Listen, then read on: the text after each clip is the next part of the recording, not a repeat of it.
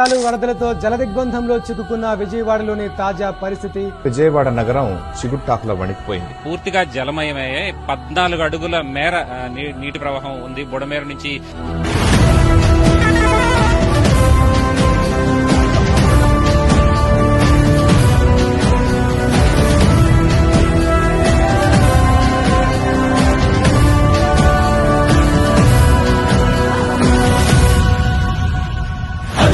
నిశ్శబ్దం పగిలి ముక్కలవుతున్న భీకర దృశ్యం. అలలెగసిన తడి అలజడి ఆగ్రహ తేజమై రూపుదాల్చిన సత్యం. ఆగ్రహ పరాయణ దీక్షా పర్వం.